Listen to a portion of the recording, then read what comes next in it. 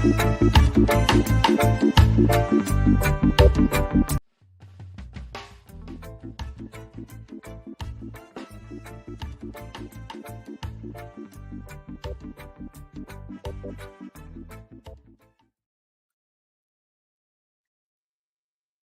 news of the week was Kartel. The news of the week was Kartel. Good day. Thank you for joining us again for the Frankly Speaking Jamaica podcast. This is episode number 111. Special welcome to those of you joining us live today, March 17. Remember, you may send your comments at any time to us. This podcast will be available on the Frankly Speaking Jamaica podcast YouTube channel after this live broadcast. Please subscribe by simply clicking that subscribe button. Desmond Richards, Winnie Anderson Brown, and Mary White are with us today. Each of them will give you a summary of their presentations. We're going to start with Desmond. Desmond, go ahead, please. Yes, well, I am going to pay attention to those election promises. During the recent local government elections, massive promises were made. Water, roads, even in Trelawney, the people in one rural community were told that it is going to be converted into a city. So we and the media must play a significant role in keeping those who made those promises to their word.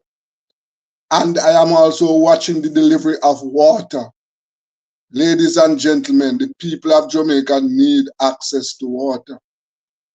Well said. Winnie, over to you.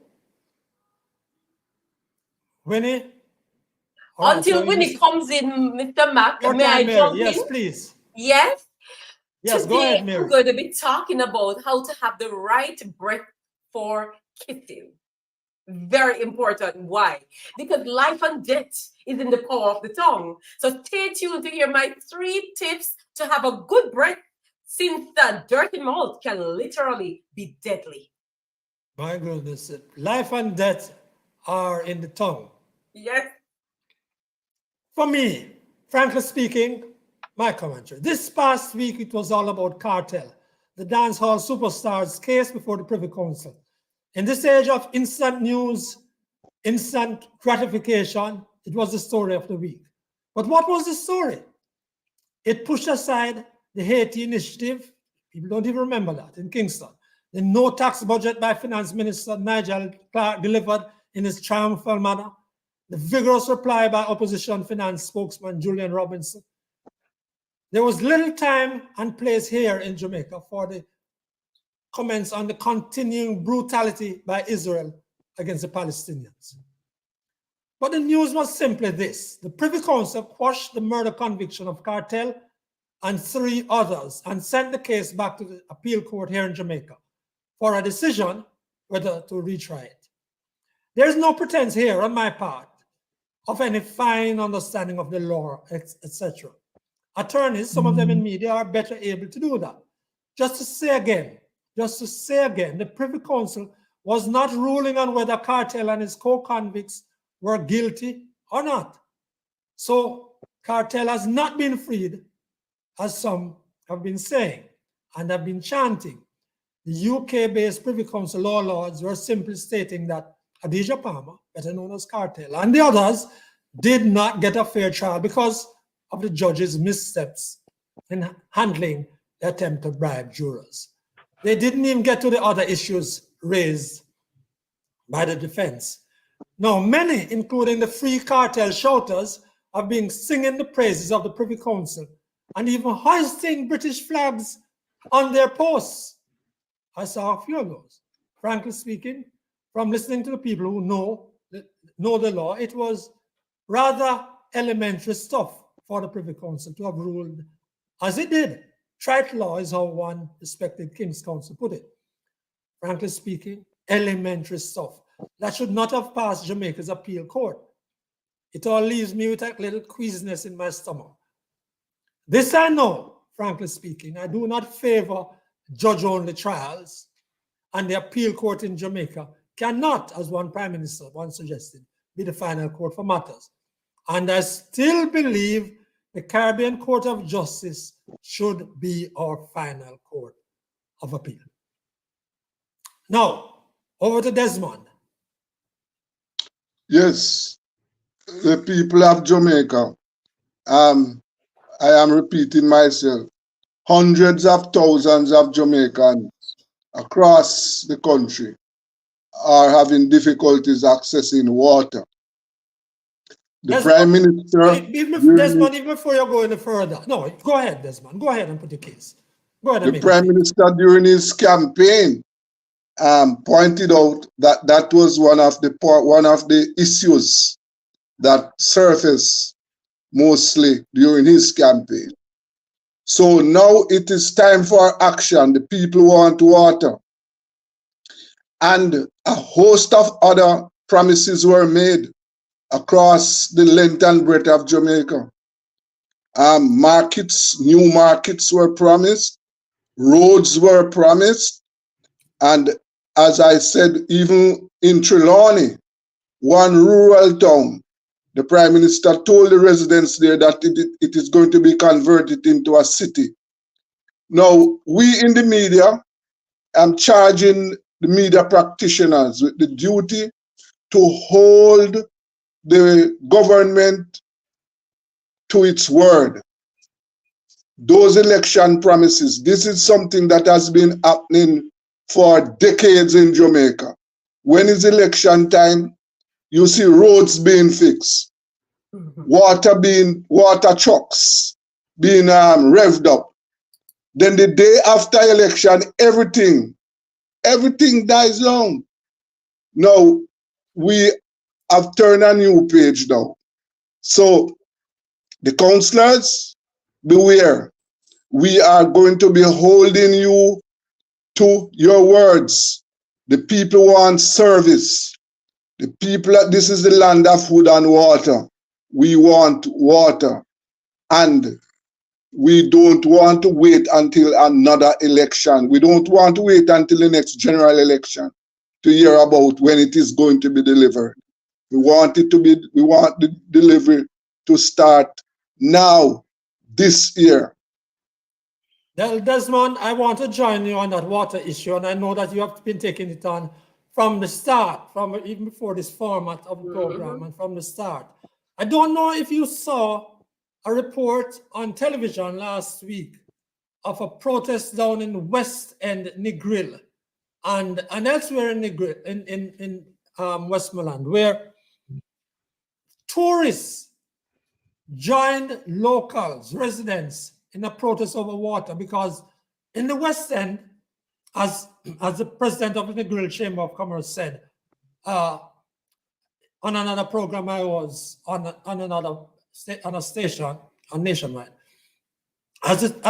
she said, they're only getting water down on the West End. This is not Bacawal, this is not Bush, Jamaica. 2 or 3 days a week in parts of the West End. Now, there must be a way, Desmond, that we can deal with some of these critical issues. I am not going to neglect the fact that the government has a program which Matthew Samuda, effectively responsible for water, has been laying out across the country. But it is full time that we find a way of dealing with water as an issue in Jamaica. It must be removed as a frontal issue. Demonstrations last week, a week after the local elections, over water. Yes. Well, if water is truly life, then certainly need to move to these programs, because they got the NWC has the slogan right. Water is life. So I don't know what the technical challenges are, because I'm not abreast, but I do believe that a greater effort need to be made by all to get piped water to more communities. Where I was born 60 odd years ago, there is no running water there. No water, and people in those communities rely on their own catchment for water. There are 2 public tanks. When those tanks go dry, the people have to travel for miles to catch a pan of water. And this has been happening for, as I said, 60 years. And that is what exists as we speak. I can't speak about that. And Desmond, there are two things Winnie is back, sir, ma'am. just quickly add to that. One is, and I've been watching this water thing too, and I've been listening to some of his speeches over the years. But one is, how much would it take to properly supply, let's say 90% of Jamaica with water, with potable water? How much money is that? And is it going to be possible within the next 20 years or whenever for us to provide running water for those areas? Because what you're talking about in Desmond, the catchment, individual catchment, the people having to harvest their own water, that might still have to take place in a number of communities. Yes. But what sort of assistance and how much of those communities? I have never heard that sort of discussion anywhere in the Jamaican system. I can speak to that. I live in a community like that. That's where I'm right now. Pray tell, Winnie. And I can tell you that I don't want to be connected to NWC. I prefer to manage my own water. Why?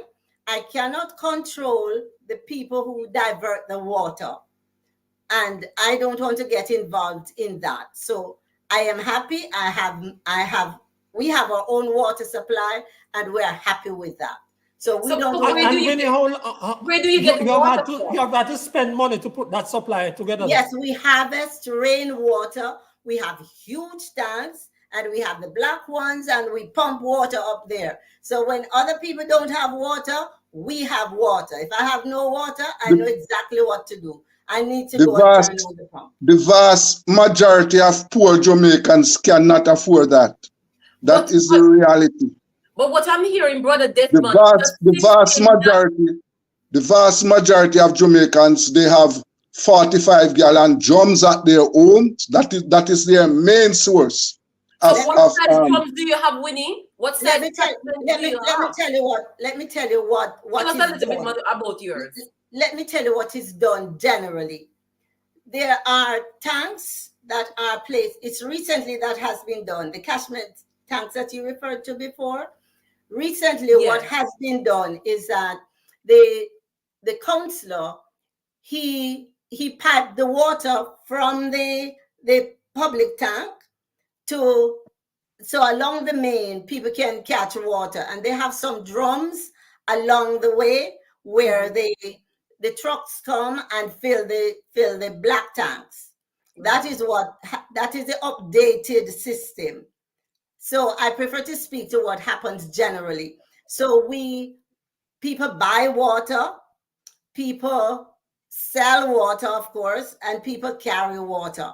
But I cannot take on the problem of determining what will happen when the water is diverted elsewhere. So do you have that much rainfall with Winnie? Because in order for your catchment system to work, you depend on rainfall, correct? Yes, and we have huge tanks. We have enough water. So the question, if I may cut you, Winnie, the question I'm asking, do you have rainfall that's regular to keep the tanks hydrated, or is it that you have huge tanks that fills a whole lot when the rain falls periodically? Not sure Winnie hearing you. I'm not sure Winnie is hearing you, Mary, but that is an important issue. I'd love her to answer that. That is an important issue. Okay. But Desmond, your point is well made, that a lot of people cannot afford the infrastructure, because there is a little bit of infrastructure that is required. I must add to that, because what the government did some time ago, they provided these tanks and people could pay for them over time. That's what the government used to do, provide these concrete tanks, and people paid for them over time. That's one of the things. But I prefer, it's a choice that I have made, because I cannot deal with, just like how you have electricity theft, if I could do my own personal supply, I would, but the same problems with water. And when the water is diverted, I can't get any in my pipe, and I would still have to pay NWC. So I avoid that kind of stress. All right, thanks. We're going to move on from water, understanding that there are some issues and that there's a big debate that really should take place about whether Jamaica can get to a stage where 90% of the people do have water regularly. But Winnie, it's over to you now. And AI, I don't think AI can handle the water problem though. Anyway, I won't go there. What brought me to that was the announcement by the Minister of Finance during the course of the week about, there's a truck passing, I don't know if you can hear me, about making sure that the public is able to have the FinTech report. And that is what took me to AI. So do I need to say more now? Yes, go ahead. Yes. It's your time. Well, first of all, I don't work with or for the government. So it is just my view on what can be done. I don't know what they plan to do, but I know that now that artificial intelligence is available to the general public, they can make sure that the records are available to everybody with the help of the chatbots. Because when it comes to analyzing, synthesizing, and making sure that you can summarize and look for patterns, artificial intelligence can do what human beings cannot do. So when I heard that, I said, AI to the rescue. What a great time to make sure that we are able to access those records. When I heard of the copious amount of electronic data that's there, at least this is the best time to make it available to the general public. So put simply, you are saying that the FinSac files that the minister was speaking about could be put. Yes. I don't understand exactly what you are expecting to happen, Winnie. Or you are saying that is could it happen. online that they're going to put it, Winnie? Is that what I'm to understand? No, not online. What? No. Okay, let me use this that many So people have. how would I access it? That may help. Let me use Facebook for example, to give you a picture. It is said that roughly 2 billion people use Facebook each day. And on Facebook can ask me if I want to post something that I posted years ago. It's not a human being going through everybody's profile and picking out things. It is the machines that are doing that. The algorithm is set to do that. So I'm saying that in this day and age, whatever volume of data we have, it is not challenging to go through that data and do what needs to be done for the general public to have access to it. So I would be able to access it on Facebook. That's what you're telling me, right? No, I am telling you that you can use Facebook as an example because that large amount of data can be accessed.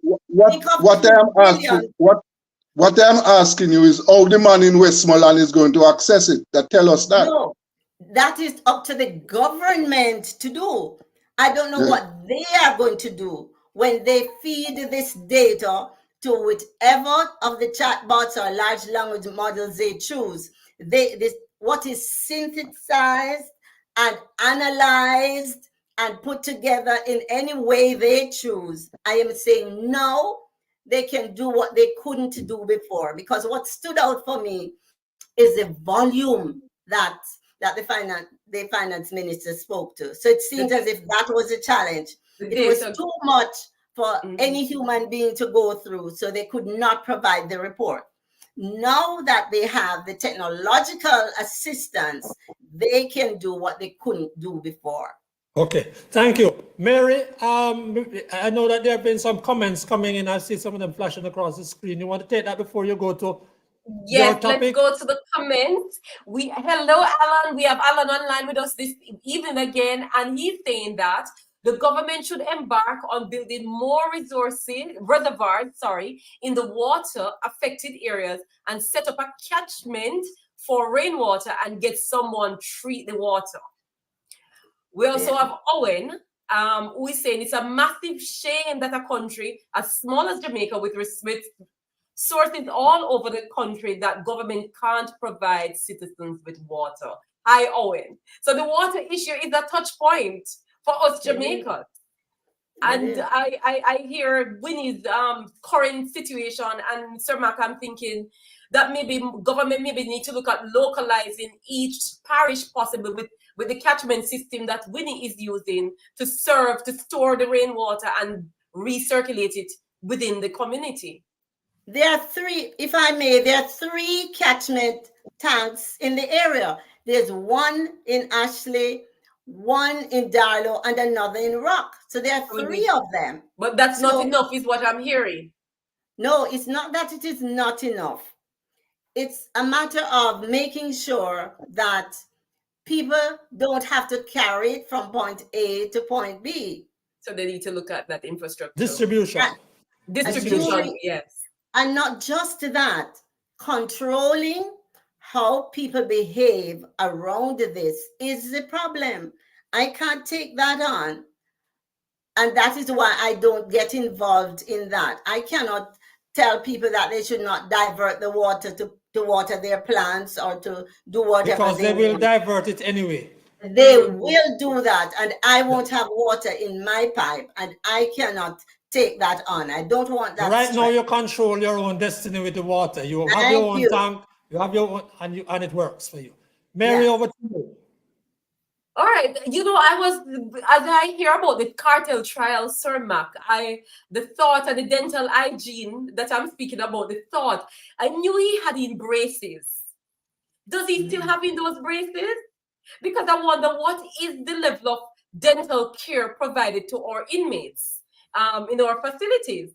And somebody going in prison with braces, I know those require frequent dental visits to keep them clean for one, and to keep the progress of straightening the teeth or whatever you're trying to achieve for two. So this week, we're talking about how to have the right breath for kissing, because gum disease or bad breath, as we see the manifestation, is the root cause is gum disease in most cases, and gum disease is deadly and can lead to put you at higher risk for other diseases such as heart disease. So it makes sense. And then, you don't want to scare off a lover or a possibly husband or wife with a bad breath. So we're going to share 3 tips this week to improve your breath and improve your wellness. One is dental visits. Losing teeth is unattractive.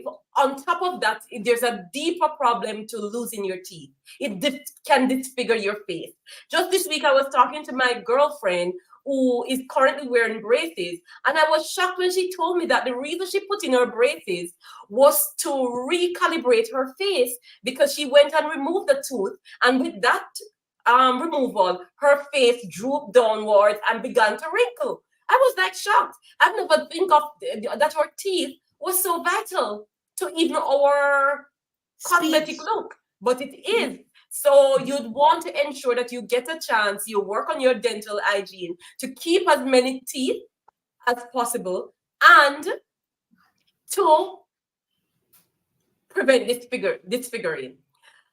Secondly, dental practices and products are very important, and not all mouthwash, toothpaste, or floss are equal. So you want to shop around and you want to try out different, just like when you go to buy a shoe or a dress, you want to try it on for size to ensure that it fits you. Because one person can use this toothbrush and they find that it works perfect, but maybe how your mouth is structured, that toothbrush, the curve, the size of it, it doesn't work for you. Some people can use one mouthwash and have fresh breath. For you, it doesn't work. So you want to spend some time to look into finding the right dental products that works for you to ensure that it kills the germs, kills the bad breath, and gives you the fresh breath that doesn't scare off your partner. 30 seconds, 3 and Mary. final. Yes. You have 30 seconds. Yes, go ahead. 3 and final is hydration.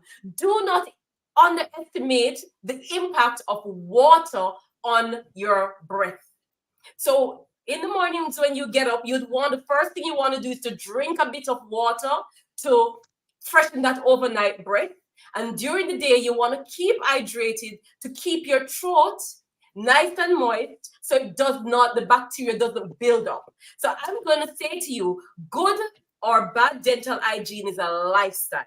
And now you'd want to be intentional to practice good hygiene, because a lot of us are suffering every day. Women, if they engage in oral kissing by men with bad breath, have all kind of bad vagina days. So make a choice to check your partner and check yourself for good dental hygiene. Well, Mary, I can tell you something right now. Yes, that is a critical point you raised, but let me tell my listeners and viewers something. That what you are saying there is unaffordable. The public dental health system in Jamaica is in shambles. Right now, the dental surgeons, they are awaiting at the Ministry of Finance to talk to them about salaries. Equipment and personnel are short in every dental facilities in Jamaica. So to deliver the dental care that you are talking about, first of all, private dental care is expensive and public dental care is in shambles. So but Desmond, the individual has a duty for himself as well. That's what Mary is also saying. Simple baking with the soda. little that you have, answer Mark, with a little, because for me, for example, I agree with your brother D. Dental care can be expensive. So you have to find ways to keep on a budget, but do not lose sight of your health. So I use baking soda, for example, instead of an expensive mouthwash. I buy. Winnie, you were saying something you wanted to comment before we move on? It's just as I was saying, simple baking soda, but one very important thing, the microbiome in the mouth, that is extremely important. So you cannot if you kill off the good bacteria in your mouth, you have a problem. So that's another side to this. Absolutely. Okay. Yeah. So we're I'm sorry, before we wrap up, I'm sorry I wasn't able to go back to the markets that I'm intending to. I know that TVJ, at least TVJ, has been asking a few questions of elected officials and keeping markets in the spotlight. Now, Desmond was reminding us a while ago to remember the promises. As media workers, journalists must remember the promises and hold the guys accountable. We need to police them, Sir Mark. I will be policing them. Sorry, Mary? We need to police them. Yes, but we need to also know how we do it. You can't be talking about markets all the time and not take the cameras into the markets. Take the cameras in there, guys, and you'll see what some of the problems are. And then ask the right questions. Can municipal corporations build markets? Because that's a key question. They cannot.